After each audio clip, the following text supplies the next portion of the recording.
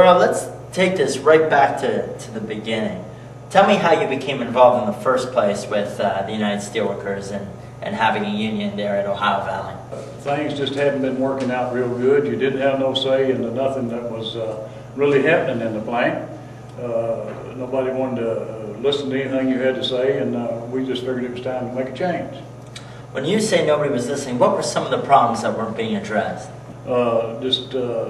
Nothing was ever done to make it easy for you. Your insurance, you always got a little bit of raise, but your raise never did cover what your insurance went up. Just a number of things, you know, that went on. So tell me something then. So you and your co-workers, you all began organizing, right? And then you went to the NLRB and had an election. Yes. And what happened? Well, after we won the election, the union did come in. We couldn't get them to go to the table to negotiate. Before that happened, before you were able to win the election, what were some of the things that the company did to try and prevent you from having a union?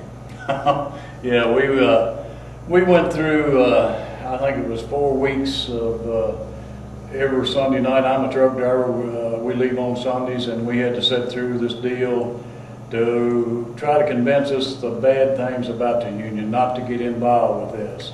And after 4 weeks of that, it didn't change anybody. So despite all that, despite kind of fear and intimidation, y'all went in and successfully voted to form a union with the United Steelworkers by it. But what was the vote? I think it was about 80 to 20 or something like that. Wow. Yeah. And to this day, and it's what, a year later? Yes, over a year. They won't bargain a first contract.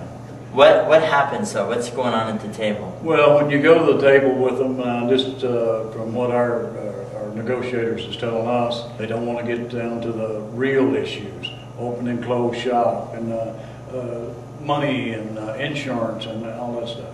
What's their goal? Why are they doing this? To push the union up. So they're waiting until They're waiting till they can get a decertification. So first frustrate the hell out of all y'all, and then run a decert campaign. Yes, that the union couldn't do anything. That's right. And let me ask you something then. What's happened since? So y'all have been at the table. Then tell me what's been happening to you and some of your coworkers. 9 of us got suspended, and after about a week, 5 of us got terminated, which we never notified us directly that we were terminated. Well, the only thing we've got is just hearsay. You did nothing wrong other than wanting to have a union with the United Steelworkers for why you got fired. That was it. Everything that we was terminated for went through the court system. The judge, tired of hearing it, he kicked it out. We didn't get convicted of anything, but their deal was we got terminated. So, tell me what's going on, what are we doing? We got a lot of folks right now watching that, you know, we're asking to send faxes and emails over to CEO Mackin. Anybody that wants to get involved and call the Mackins, let them know. It's time for them to sit down and be men. Negotiate a contract. Be fair with it.